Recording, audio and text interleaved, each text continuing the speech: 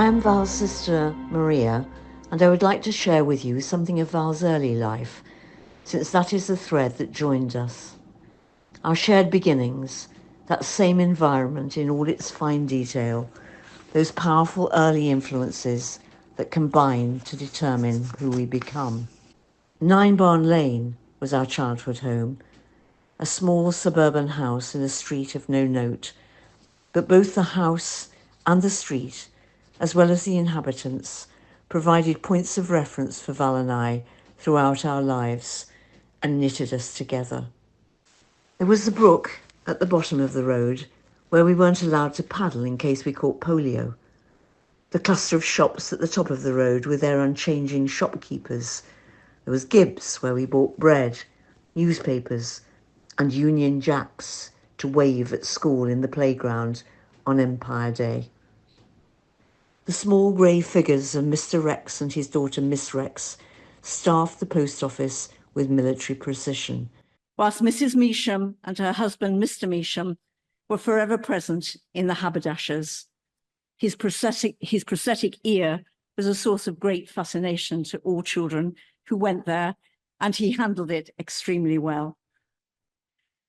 There were children galore in the street, play being halted only by the sound of horses' hooves and the indecipherable call of the rag and bone man. A quick dash indoors for any old piece of tat ensured a goldfish in a jam jar in return, a fair swap for any child.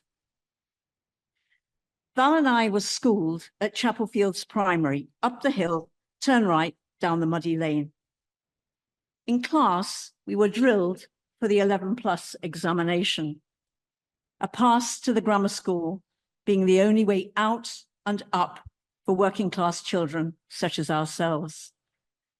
At 10 years of age, we 3 girls knew how much was at stake in passing that examination.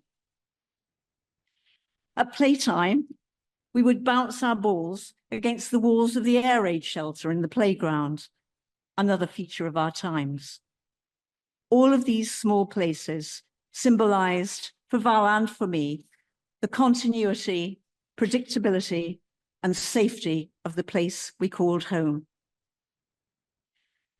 The number 44A bus terminus nestled comfortably amongst the corner shops. From here, we took the bus to visit one or other of our countless aunts and uncles. With 18 cousins provided, we had a rich choice of playmates. We imbibed the fortunes and misfortunes of each family member, and their kindness and interest in us formed part of our wider web of influence. We were members of a large family of good people. On her visits back to the UK, Val always looked those family members up. But it was within the walls of 9 Barn Lane that we learned the most. Limited though space was, we used only one of the 2 small living rooms. Wages afforded coal for only one of the 2 fireplaces, and besides, the other room was for best. Politics in some form was ever present in conversation, and we knew from the cradle that voting Labour, NDP here, was the only option. The names of Labour MPs were as familiar to us as children as the names of our aunts and uncles, and the reasons for voting Labour were also made clear. Atheists though they were, Mum and Dad packed us off to Sunday school. Jesus Christ was the first socialist, our dad would say. So we needed to know Jesus's take on the world. The Good Samaritan, coupled with Charles Kingsley's water babies, were our lanterns. You don't look away when the going gets tough for others. You step in and help. And you must always do as you would be done by. Look at Val's life, and you will see how closely she followed those principles to the end. Which friend or family member did she ever leave adrift in their hour of need? Which cause did she not support if she had the ability to do so? To whom did she refuse to give in the widest sense of giving? But back to 9 Barn Lane, when having advised us that there was no such thing as a decent Tory and that good bosses didn't exist, our father would morph into Bing Crosby or Frank Sinatra and croon around the house, whilst our mother sang the first line of many an aria, but nothing beyond. So the house was full of song and music on the radio, and in this domain, Val reigns supreme, bashing out songs on the piano. And my final sharing with Val, before she could speak no more, was to sing together the song we sang for our father when he had left for Canada. She remembered it with ease, and despite her drowsiness, joined in as best her breath allowed. I shall remember that spot of time till my number's up. So who else was Val beyond the prop for us all in our hour of need? She was, of course, party girl, full of laughter and fun. We learnt to laugh and party at 9 Barn Lane too. It wasn't all politics. Tony Hancock, Frankie Howard and The Goon Show, all transmitted by radio, filled that small living room with laughter. And that shared laughter, that shared humour, kept Val and I joined at the hip. I called her not so very long before she died to read her the last few pages of Alan Bennett's Keeping On, Keeping On. Bennett is a man of our time and of our background. The description of his grandmother's mantelpiece with all its 1950s clutter was such a mirror of our own parents' home, we laughed uncontrollably. Val and I alone could see that mantelpiece at 9 Barn Lane, and I deeply miss that warm, familiar communion. Our childhood home was a centre for parties too. Christmases were loud and wholesome, with Val centre stage singing at the piano. For the rest of the year, aunts, uncles, cousins, friends, Labour Party people were constant visitors, all welcome. And when Val left for Canada, she took that welcoming spirit with her, and that's why you're all here today. Val and Don's home was open house. Given to their guests was one of their greatest pleasures. And we all visited too, my mom, my dad, my sister Pam, and Chris and I, my husband, made our first visit to Canada in 1971, when we met and enjoyed the company of all the Taylors. But I'd had an added bonus before all of that in the union of these two families. Val brought me together with her newly acquired niece, Patricia, and we became pen friends. We wrote to each other as teenagers, sharing our lives on blue airmail letters from opposite sides of the Atlantic. We still write, though WhatsApp has replaced the blue airmail letters. Later, Val and Don pulled our children, Jonathan, Hannah, and Alex, across to Canada.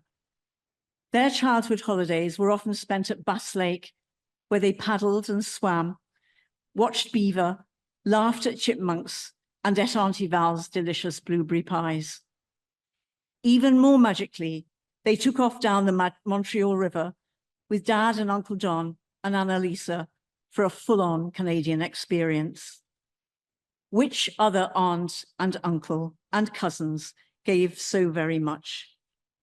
Our children's memories of holidays with Auntie Val and Uncle Don and Joey and Annalisa are nothing but very happy memories. Our final holiday with Val and Don together was in 1996.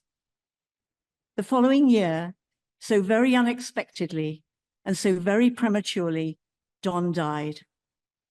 It was a bitter and cruel blow for Val, when dreams of an adventurous retirement together were shattered. Callum and Annika, as babes in arms, plucked her from despair. They brought smiles, love, pride, and intimate exchanges. I was constantly given updates of their progress through childhood. The love Val had for those children was unwavering.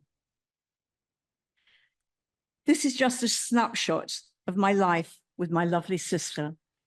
But there is always, of course, an and finally.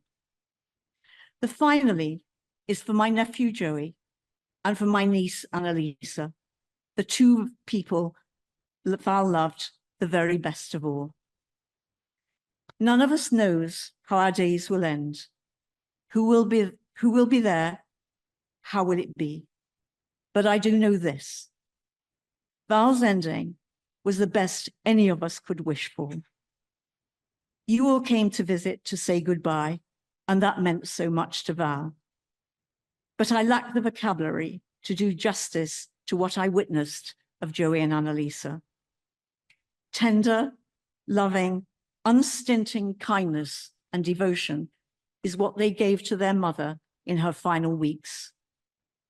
Joey, who was with his mother when the blow of her diagnosis was delivered, stood firm.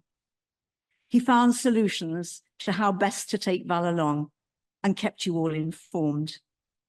His visits were daily, meeting all practical tasks without hesitation, and then sitting quietly with his mum, soft music in the background.